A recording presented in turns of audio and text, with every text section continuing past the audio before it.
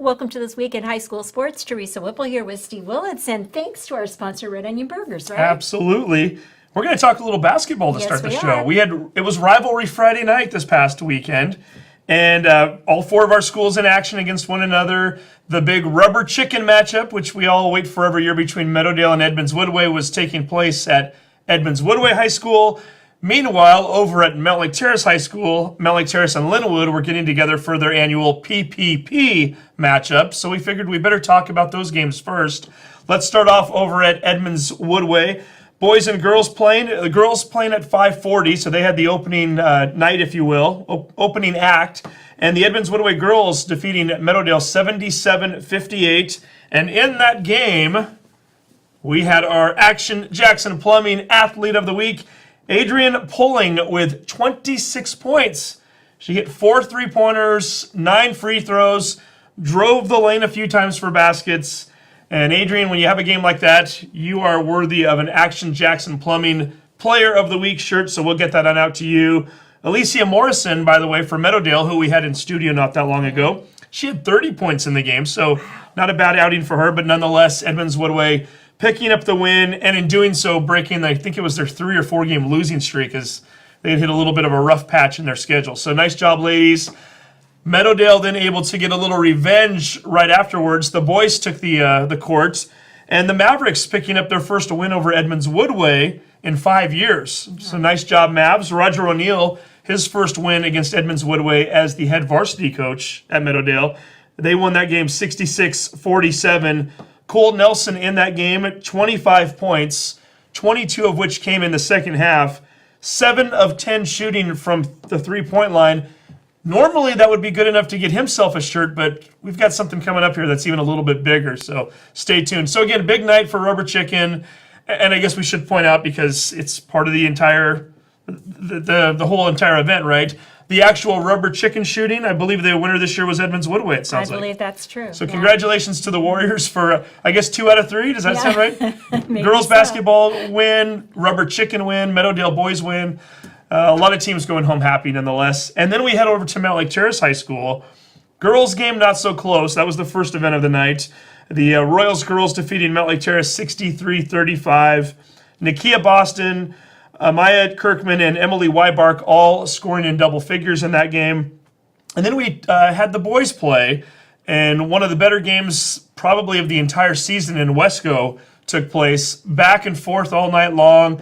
Lynnwood, who hadn't defeated Mountlake Terrace in, I think it was 12 years, taking an early 12-point lead in the first quarter. Mountlake Terrace comes back, they take the lead, it goes back and forth throughout the fourth quarter. Came down to the very final seconds of the game. Mountlake Terrace missing 2 free throws with a 1-point lead with 7 seconds to go. Lynnwood grabs the rebound. Anthony Williams brings the ball up the floor, sees Jaden Acosta standing in the corner, kicks it on out to him. 3-point attempt with 2 seconds to go. Swish, game over. Lynnwood wins. The Royals storm the floor. Big night for them. So they won the PPP, if you will. And in doing so, because of the fact that he hit a last-second three-pointer to end a 12-year streak, Jaden Acosta, you are our Action Jackson Plumbing Athlete of the Week, Player of the Week, so we're going to get a shirt out to you. Mountlake Terrace, by the way, did win the PPP, which is the Pursuit of the Power Plunger. They did win the halftime relay race, so they did get something out of the weekend anyway. They also collected the most canned foods between the two schools. Over 31,000 cans collected by Mountlake Terrace, 20,000 for Lynnwood. So if you're doing the quick math, over 50,000 cans collected by both schools combined. So certainly something that benefited not only the basketball teams, but the community as well. So great job from all 4 of those schools. And while we're talking Lynnwood basketball, and while we're talking about that shot that was hit in the corner, right in front of the bench there where the shot took place, the Lynnwood cheerleaders were doing their thing that night, cheering on their team. And so we thought, why not bring them in this week? It's not why we brought them in. Why not bring them in? Because they've got state championships coming up in 2 weeks. They'll be competing there. And then 3 weeks after that, they're going to be competing at nationals this year. So we thought it might be a good idea to talk to a couple of their captains and find out what's going on with the Lynnwood Royal cheer squad right now. Here are the conversations we had with them. It's a busy time these days for the Lynnwood cheer squad. 2 weeks from now, they are heading to the state championships. And then 3 weeks after that, they're heading to the nationals. And joining us right now, two of the captains from the Royals cheer team. We have Rachel Cooper right next to me, who is a senior, third-year member of the cheer squad and second-year captain. And then Bella Sessions, who is a junior, second year on the cheer squad, first-year captain. And girls, before we start talking about state or nationals, we have to talk about Friday night. Oh, yeah. Mount Lake Terrace High School the other night, the famous PPP rivalry game. Lynnwood, Mount Lake Terrace, game that gets played every single year. Lynnwood coming away with their first victory over Terrace, I think, in 11 years. 3-point shot at the buzzer, and Mr. Acosta just happens to hit the shot right in front of the two of you, too, before everybody starts to storm the floor. Rachel, what was that moment like? It was very, memorable. I think that's a very, fun game to be at overall. It was just, no other. I just think that was just, the level of energy and all that was just different than the other games, so that was very fun. And Bella, what about you? Because of the fact that it was right down in that corner where they had you cheering, were the cheer squad right on the floor there, right next to where the shot was fired up at, or? Yeah, I mean, it was so exciting. It was right there. It got loud really quick. It was super fun, really fun experience. And for the two of you and the rest of your squad as well, cheering at basketball games. I think we've all been to those games on Wednesday nights where somebody from out of town is playing, whether it be at Lynnwood or on the road, and you look up and there's only 3 or 4 rows of people in the student section. Yeah. When you get a rivalry game like that where everybody's coming in there, there's posters all over the building. Both teams had their share of students there, and just the intensity of it all night. I've got to think as a cheerleader, it's an even bigger deal, right, Rachel? I mean, just the fact that you're looking to energize a crowd that's already full of energy, right? So what's that like to cheer at a game like that? It's more fun in my experience, my opinion. I think it's more easy to cheer at it because when you cheer for 3 people, it's kind of hard because it's very awkward, tension and all that. So it's more easy to do with them. And just to be all sure, neither one of you got trampled when everybody took off onto the floor, right? Yeah. Did you get a chance to rush the floor also, Bella? Yeah, we we were all running ran. in there. Yeah, Super excited. Very exciting night. And some other exciting things coming up. I guess as much as I want to get to the national conversation, because it's a pretty big deal. You're heading down to Anaheim. You do have a state tournament coming up first and foremost, which is also a really big thing. 4th year in a row that the Lynnwood team has made it, and they had never even competed at this level until that time. Rachel, as a senior, I know you're not able to cheer as a freshman, but being a part of this team for the 3rd consecutive year in which they're going to state, is it a pretty big deal for you to keep that legacy going now that it's started up? It is. Once you get started, you gotta keep going. So yeah, it is. Is it something that everybody talks about at the beginning of the year? Yeah, state's always on everyone's mind in the beginning of the year. It's our first step into making our name for ourselves. And now, Bella, what about you? When you were a freshman at the school, this was a team that was already going to state. Did you know at that point in time that you wanted to eventually be on the team and that state was one of your goals as well? Yeah, I think I kind of saw it as an annual goal. It was kind of a trend with the cheer squad, and it just looked exciting. It looked amazing to be a part of that team, so I was really looking forward to that. Is it still as exciting now as it was, say, 2 years ago when, again, it was all still kind of relatively new to everybody? Is it exciting the 3rd time around, Rachel? It's still exciting. You still get excited when you get that qualifying score and you make it? Yeah, everyone just gets so excited. It's just love it. And I know you got knocked on a technicality last year at state, and you finished in 7th in your classification. Oh, so close to being top 3, right? So Bella, how much does that motivate a team when you come that close and don't quite get the goal you want?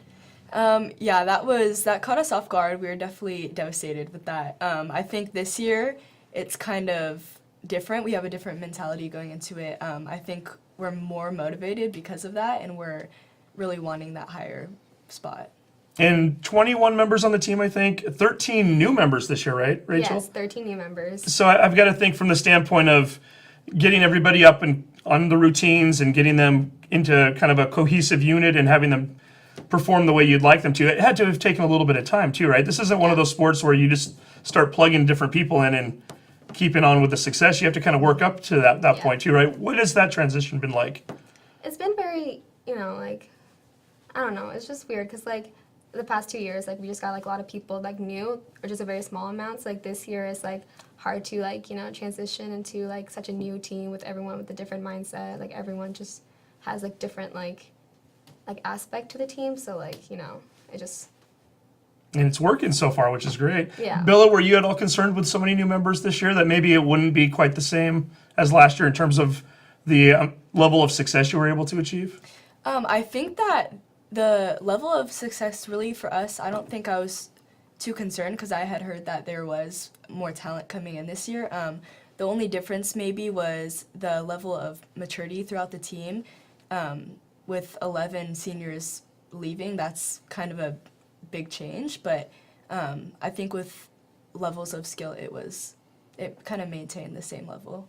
And Rachel, only 3 seniors on this squad this year, right? What's that like for you being one of them? I mean, it's in a way that you and the other 2, do you have kind of a bond now, knowing that you're all going to go out together and final year? Yeah, we do have a different bond than like we do with the younger people because we're all just like, this is our last year together. We're just moving on next year.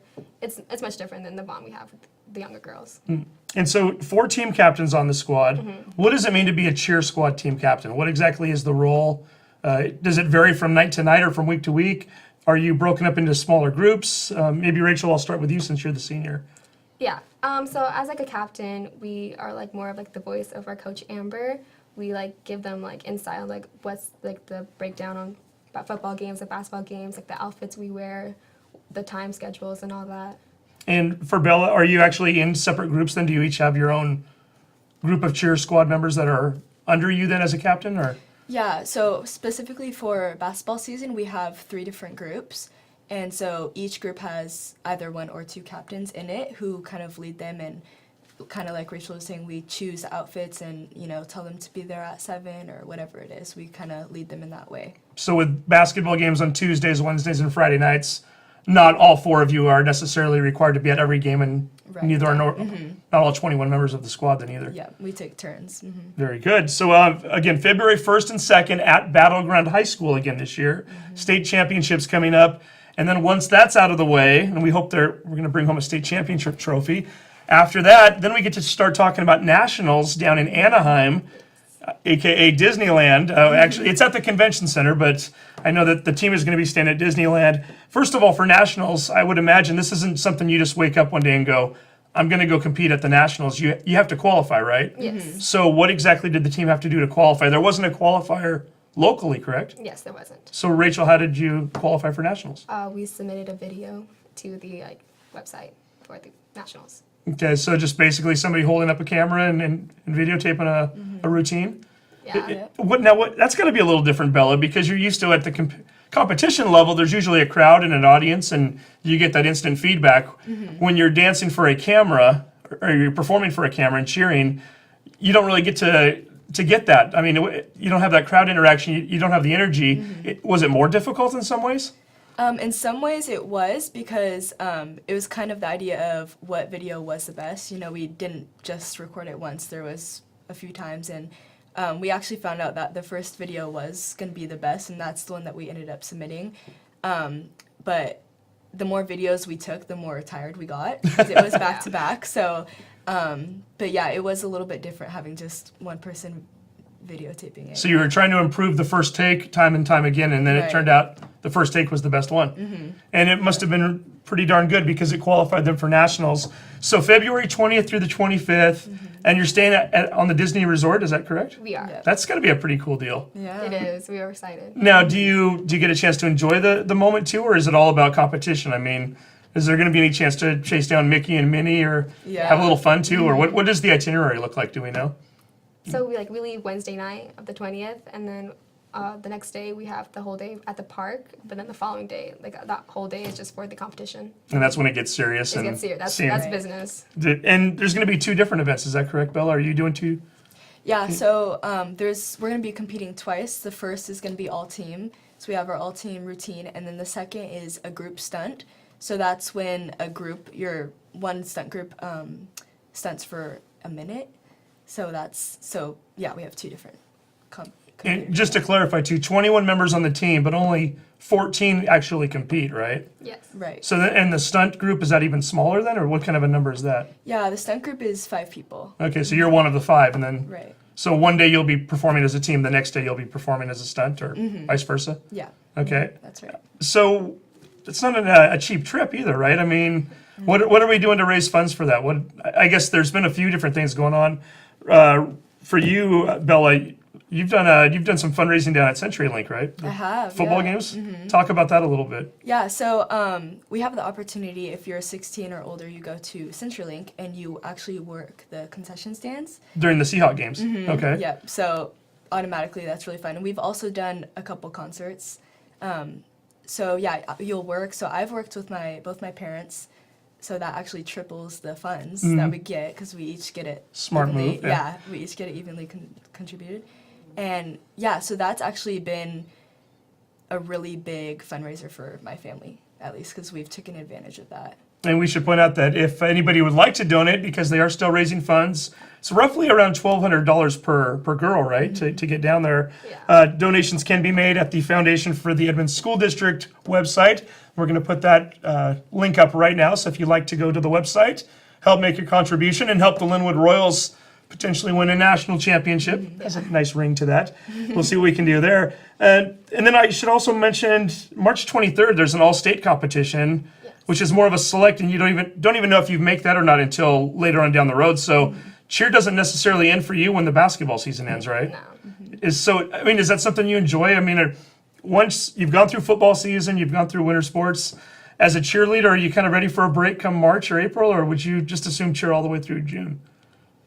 Well, like, I don't really mind, like, cheering year-round. Like, I personally really love cheering, so, like, it's not, like, a break is good once in a while, but, like, it's just weird if you stop and just, like, stop for a long time. Just the flow stops. It's weird. Well, and especially as a senior, right? Yeah. Because it's over for you at that Yeah, point. it's coming up, so. And then, Bella, you get to do it all over again in the spring with tryouts and That's everything right. else. And the two of you, we should point out also, dance backgrounds for each of you.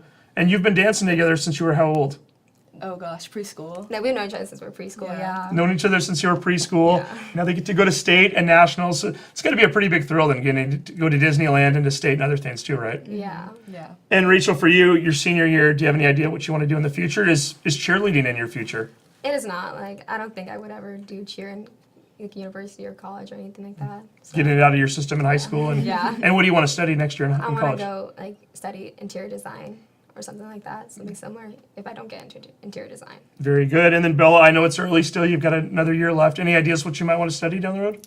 Definitely in the medical field, probably nursing. Yeah, that's what I'm thinking about. So nursing, interior designing, but right now it's cheerleading and school. We should mention finals coming up this week too, so they've got a lot to balance on their plates.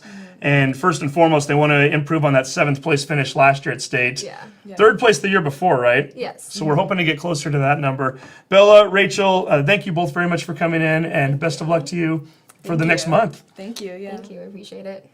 Well, good luck to the Royals in their quest for the national competition. That's a big deal. It is I mean, a the big fact deal. that and this is a squad that wasn't even competing on any level until about 4 years ago.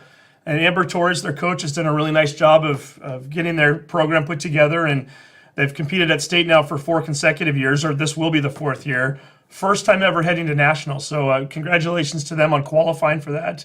And should be a really fun trip. Yeah, it should be. Now, I know we're going to get to wrestling, but before we do, so if you were going to choose, would you go with the PPP and the plunger race or the rubber chicken fling? What would be your... It's tough. I've watched both in the past. Yes. We should mention the PPP race, the pursuit of the power plunger, which took place at halftime. There is a relay race which involves toilet plungers, and the kids using those as kind of their sticks, if you will, like you would see in a skiing contest, like cross-country skiing, except for they're laying on a roller skate. Yeah. So they're or skateboard rather. I'm sorry, Skateboard, yeah. skateboard. It'd be tough to sit on a roller skate. So yeah, they're skateboarding, going up and down the floor with toilet plungers. I don't even know how that came about. It started after I graduated from high school, but nonetheless, it's an interesting halftime show to watch. The rubber chicken's kind of fun though too, where they get the big.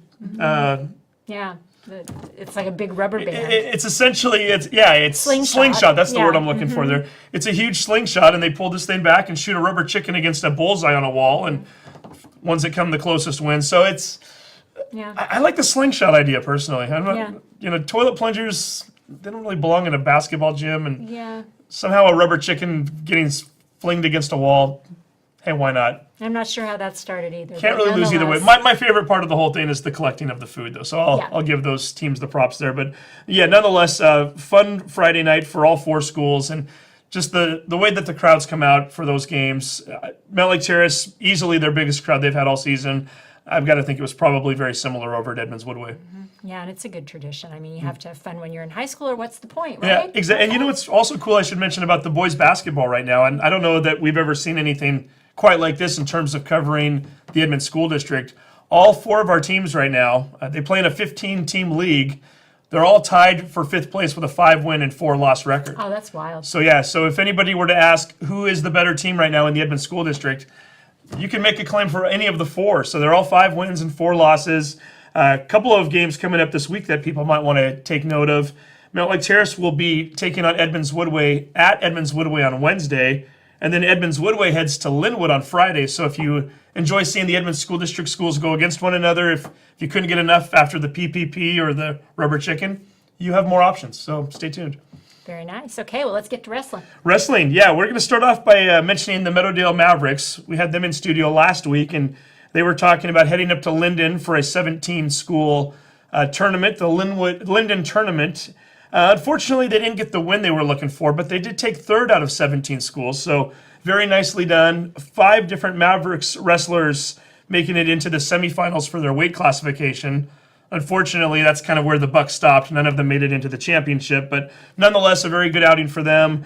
Meadowdale, Lynnwood, and Mount Lake Terrace will all be over at Lynnwood High School on Tuesday night this week at 5:45 for a dual meet. Archbishop Murphy will also be over there, so a chance to watch 3 of our teams. The 4th team that we didn't mention yet is the Edmonds-Woodway Warriors.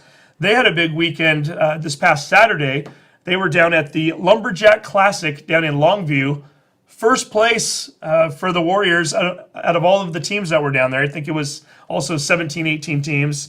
And an outstanding performance from them as they start to get ready for a quest for maybe even a state championship later on down the road as we start to wrap up towards the end of the season. So we thought we'd bring in 2 of their star wrestlers and talk a little Edmonds-Woodway Warrior wrestling.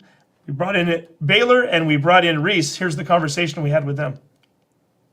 The Edmonds-Woodway Warriors once again having a strong wrestling performance over the weekend. This time it was the Lumberjack Classic down in Longview. First place as a team out of 17 schools. And joining us right now, 2 gentlemen who each got to the finals in their own weight categories. We've got 2 sophomores, by the way. Baylor Denkinger, who is a sophomore wrestling in the 113-pound category, and then Reece LeCompte, who wrestles at the 106 weight classification. Guys, first of all, congratulations on a great weekend. Tell me a little bit about this particular tournament. Reece, I'm going to start with you because very interestingly enough, you advanced to the championship round, and waiting for you also on the other side of the bracket was your own teammate, Ethan Nguyen. And so what happens when we get to a tournament and 2 of you from the same school are waiting for each other in a championship? I mean, it's kind of, my coach Alfie just said, well, do you want, like, I'm not going to have you guys wrestle, let's just do it. So, like, he beat you back in December when we actually, like, wrestle off and stuff. So I'll just have injury default or whatever so that we keep you both, like, So essentially, in contact and, like, not kill yourself just because of a tournament. yeah, not getting hurt when you've got 2 weeks to go before you start to get into the postseason where you're trying to qualify for the state championships, rather than the 2 of you beat each other up. First place, second place, kind of decided ahead of time and going. And for you, I mean, as a competitor at a tournament where you default to a second place, is that okay? I mean, at that point, do you realize there's a bigger picture and kind of accept that, or? Yeah, it was just a thing where it's just I see the future, like I understand what he's doing and how he wants us to just go on and not kill ourselves and keep us nice and good for the next 2 weeks. Yeah, bigger things waiting down the road for you guys, right? What about you, Baylor? You took second place in the 113-pound category. A couple wins against 2 guys from Clahawa and from Mountain View, not exactly right down the street here. So you get to wrestle opponents that you don't normally see. Is that kind of exciting at these tournaments? Yeah, it's really cool to see people that you're not going to really run into until postseason, where everyone from around the state's coming together. And that's just one thing that I think our team does really good. We kind of like travel far, so we really get to know the competition before postseason rolls around. and you lost to a guy from Centralia in the championship. Do you find that when you lose a big match like that in a championship, do you take things away from it, whether it be things that you can work on yourself or maybe even things from the opponent who you might see later on down the road? Yeah, definitely. Like, you just see things that like you need to work on a lot, and usually finals rounds they're fairly close, and it really just kind of shows you what you need to work on. So again, both of you taking second in your weight classifications. The team took first overall. Reece, how important is that for a team like Edmonds-Woodway to go down to a tournament like this and to kind of see where they're stacked up or matched up against other teams? I think it's really good for our team. Our coach is very oriented, like our program is very oriented up on team, and like if one person does something bad, we're gonna suffer as a team. And if we're gonna excel as a team, we're not just individuals wrestling, or wrestling as a team. And it really just like shows how Alfie has like put that picture in our mind and how we're wrestling for our team. We're not just wrestling for ourselves. So you two are at the two lightest weight categories, which I'm assuming that means you guys wrestled first. Starts to usually wrestle from lightest to heaviest. After you're done wrestling in your championship matches, do you get a chance to sit back and watch your teammates? Is this a team that kind of rallies around each other at these particular tournaments and watches one another? Baylor, what's that like when you guys are out there? Yeah, we definitely get involved in each other's matches, and depending on how the tournaments run, sometimes they actually go like from heaviest to smallest. But yeah, we definitely rally together as a team and kind of support each other as we wrestle. And a few of the other winners over the weekend. So Alexander Rapilji, did I say it right? Rapilji, okay. A lot of interesting names on this team here. A lot of challenges, if you will. Taking the first place championship in the 126-pound category. The 132-pounder, Grayson LeCompte, a name we've talked about a lot on this show this year, took third at state last year. A lot of folks think that he might be in contention to win a state championship. Reece, that's big brother right there, right? Yeah. How's he been doing this year? What are your thoughts on how he's been? He's doing good. He's figuring out some stuff that he needs to work on. He's working on it. We're just cruising along and wrestling getting better and getting ready for Tacoma, right? Yeah. And then also Howie Hare taking first. And I guess that was another one where Howie and George Quintons both taking first and second and defaulting so that one could take the other championship, right? Very good. You guys go to a lot of tournaments, I think more so than just about any other school in this area. It seems like every other weekend, Edmonds-Woodway wrestlers are off in Oregon or California or wherever it might be. Do you guys have personal favorites as to where you enjoy wrestling the most, or maybe a favorite moment this year? Baylor, maybe I'll start with you. Well, of course, California. I mean, that's amazing. Tough to beat, right? Yeah, that's tough to beat. But I mean, as far as like how they function, definitely tournaments that they just like roll out match after match. Those ones are the best because I mean, you could be home by 3. Yeah. Now, Reece, do you have a favorite moment this year so far? Or? I'd probably have to say like California. Our teammate Usman, he never had like been on roller coasters, like doesn't like roller coasters or anything, and one kid on our team, like we were all sitting in the carts ready to go, and one kid on our team goes, "I'll buy you an ice cream if you go on the roller coaster," and he goes, "I'm in," and then like goes in and gets on the roller coaster, does the roller coaster. Was this Disneyland or where was it? It's in San Diego on a pier. Oh, you did? Okay. So very cool. So every once in a while, it's not even a wrestling moment. It's it's just about doing something team bonding wise and having a little fun with each other. You guys are both ranked 6th in the state right now in your particular weight category. Tell me a little bit about each other rather than me try to put you on the spot and ask you what you do well. Baylor, I'll start with you. Tell me about Reece and what kind of a wrestler he is and what his strengths are. Reece is I'd say he has very good defense. Like, he helps me a lot when I wrestle him at practice with something I need to work on is offense, and he's good at defense. And so that really helps me kind of work on my offensive moves. And he always just, like, at practice, he just drills hard, and it's really good to wrestle him because you get a lot better. And Reece, for the casual listener, in wrestling, to be a defensive wrestler, does that mean you kind of let everything come to you?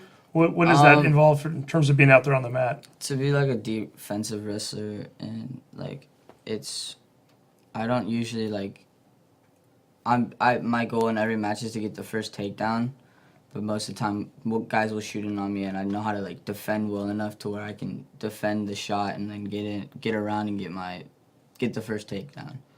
It seems to be something that's served you well then so far in your wrestling career. Yeah. Tell me a little bit about Baylor. What kind of a wrestler is he?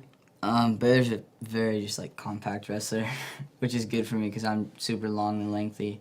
That like when I wrestle guys, I can just reach and grab stuff. But with Baylor, it's hard because he likes to come into his ties and work on his shots and get to his ties and win head position. And that's something I need to work on is like getting better head position on the guy and fighting. We always talk about the depth of Edmonds-Woodway's wrestling program and how each weight classification seems to have multiple guys who can compete at a high level. Is that beneficial to you guys, knowing that even when you're going to practice, you're going to get somebody who's going to push you and make you that much better at Baylor when you're out there? Yeah, it's amazing to have so many people in the room that are skilled and like ranked at state level. Because you always know each practice you're gonna get a lot better just from who you're working with. And Reece, the one thing I just picked up from what you just told me, it sounds like the two of you have different strategies and your strengths. Yeah. From a wrestling standpoint, when you're practicing and when you are getting ready for matches, does that help that you're not going against somebody who's the same type of a wrestler as you, that maybe gives you a different kind of a look? Yeah, it gives you a different like perspective on how they're wrestling, and you can.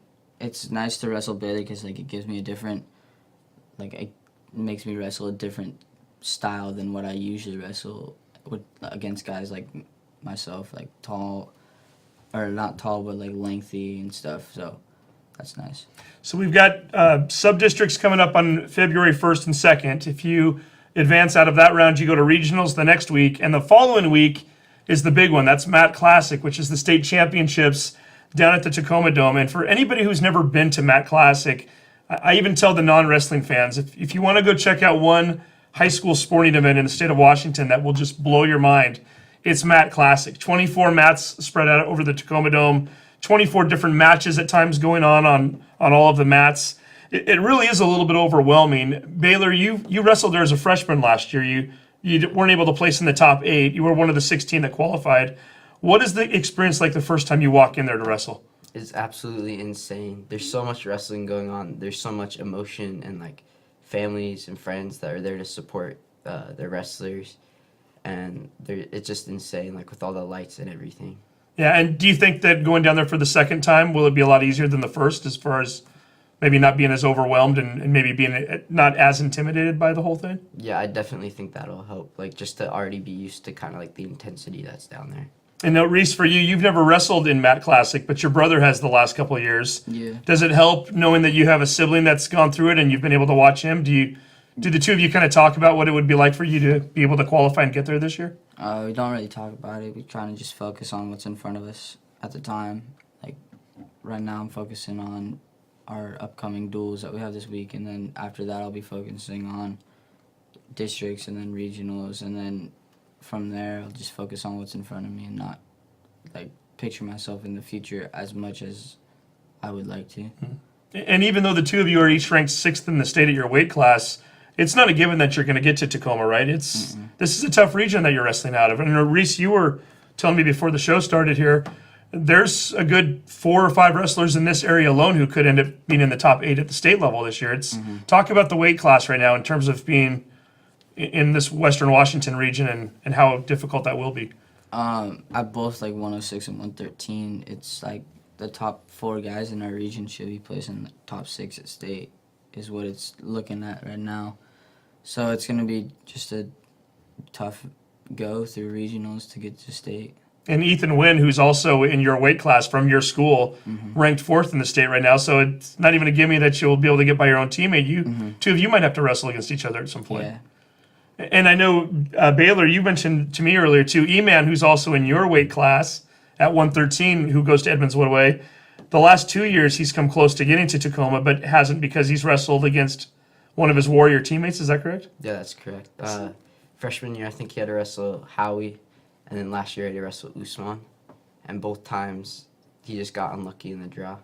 So you end up drawing your own teammate and you have to wrestle him just to try to get to the Tacoma Dome. Yeah. So we will see. We're hoping that doesn't happen this year, right? We'd like to see that you guys avoid each other. Yeah. So, but again, a lot of wrestling to go to get there. You guys both have a really good shot to get there again this year. And we should mention the state tournament, if you are able to qualify, February 15th and 16th down in Tacoma. And I did want to also ask you guys about a couple of other things too. You're not just wrestlers. You both do cross country in the off season, correct? How does that work in terms of getting you guys ready for wrestling? Reece, maybe I'll start with you on that one. This last year I mostly ran cross country just to get my body right and get my body in shape, or closer to being in shape, and getting my endurance right, so that coming into the season I'm not out of shape and I'm not working on my endurance. My endurance is already good and I'm using it in my matches.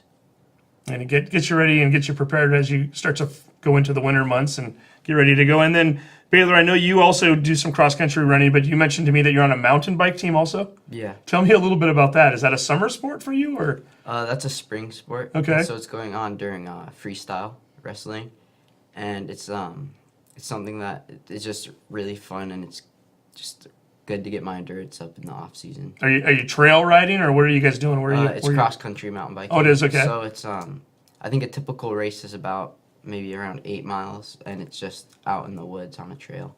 Okay, so a little bit of an adventure in there too. You never know if you're going to be going over some rough terrain, but at the same time you got to keep the speed going too. Yeah. So are you a little bit of an adrenaline junkie? Is that fair to say then, if you're mountain biking and you're also wrestling? I wouldn't. I don't know if I'd say that. I mean, in mountain biking, there's jumps and stuff that I'm I'm staying away from that. So maybe not quite that, but. Well, but again, he's got a little bit to do before he can start thinking about mountain biking. Big couple weeks coming up for you guys. They will be over at Shorecrest High School on Tuesday night this week against Shorecrest and Shorewood. Home match against Cedar Crest on Friday, and then it's on to postseason and trying to get to the Tacoma Dome. So Baylor, Reece, thank you both for coming in, and best of luck to you for the rest of the season. Thanks. Thank you. Thanks for having us.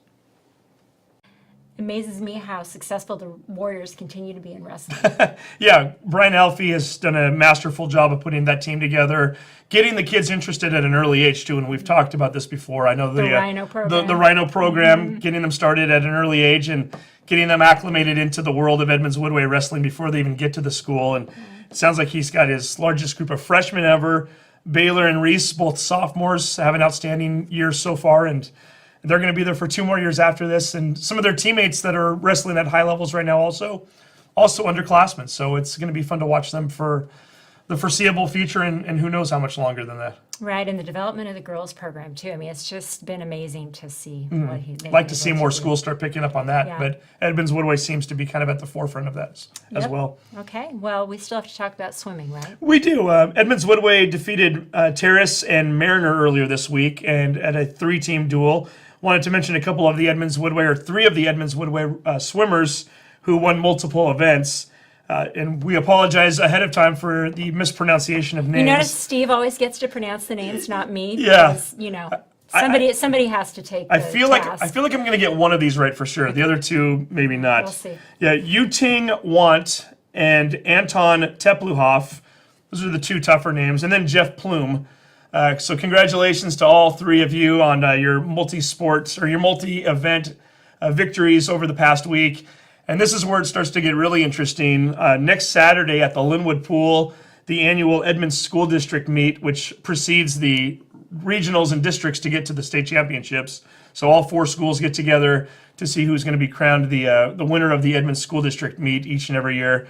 Always a big event. There's a trophy involved, and everybody gets excited. So we'll definitely be coming at you next week with results from that event. And who knows, maybe we'll even talk to a couple of the swimmers that were participating. That would be fun. I can hardly wait. Definitely. Okay, well, have a good week, everybody. Go out and support your local teams, and we'll see you soon. Take care.